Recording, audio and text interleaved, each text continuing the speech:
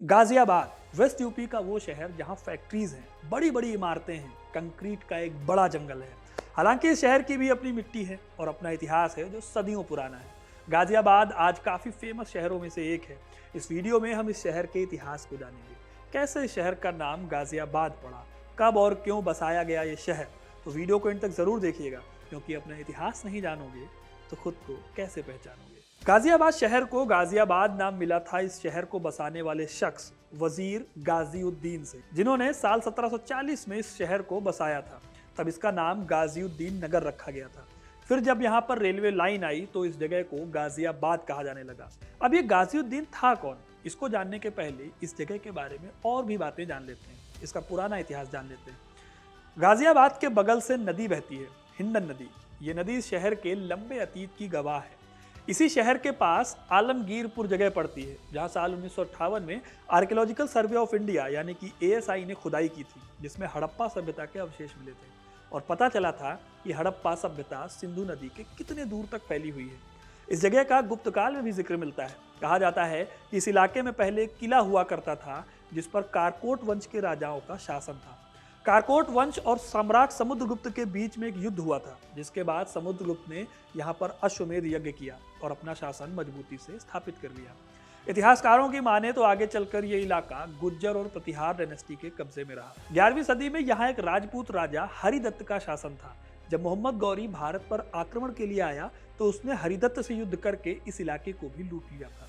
फिर इसके बाद 14वीं सदी में जब तैमूर लंग भारत आया तो उसने भी यहाँ एक लड़ाई लड़ी।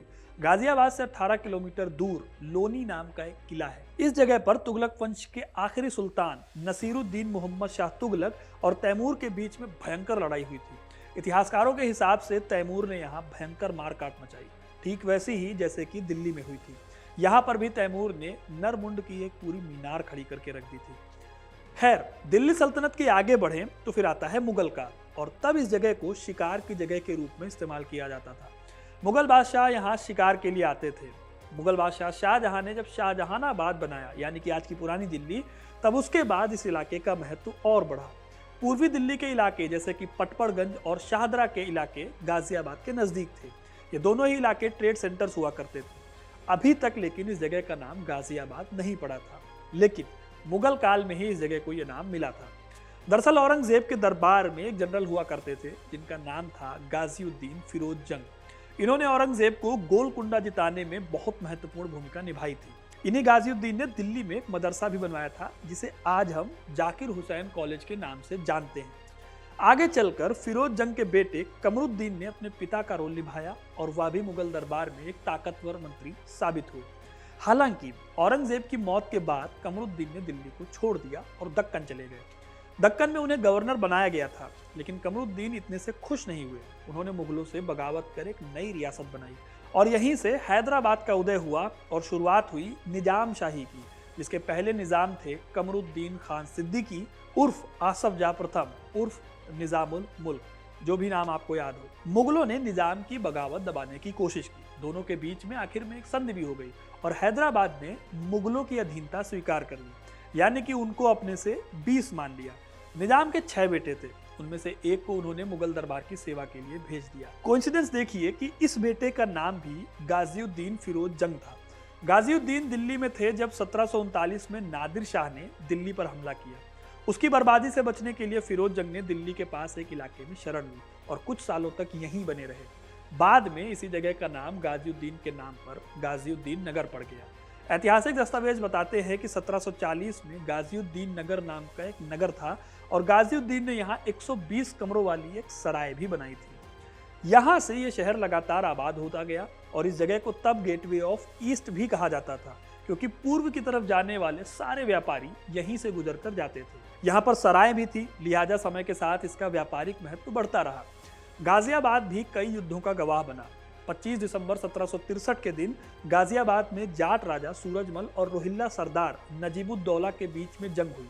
इसके अगले साल बक्सर की लड़ाई में ब्रिटिश ईस्ट इंडिया कंपनी ने मुगल, अवध और बंगाल की संयुक्त फौज को हराया। इस युद्ध के बाद मुगल बादशाह शाह आलम दिल्ली छोड़कर इलाहाबाद चले गए। 1771 में शाह आलम दिल्ली लौटे, लेकिन तब तक वो कहावत मशहूर हो चुकी थी कि सल्तनत शाह आलम अस दिल्ली ता पालम, यानी कि शाह आलम की सल्तनत दिल्ली से पालम तक ही सीमित रह गई। शाह आलम दिल्ली में मराठों की छतरी के नीचे राज कर रहे थे। गाजियाबाद भी इसी छतरी के नीचे आता था। मराठों की जब हार हुई तो गाजियाबाद अंग्रेजों के कब्जे में आ गया। 1857 में जब क्रांति हुई तो गाजियाबाद में भी क्रांति की चिंगारी उठी।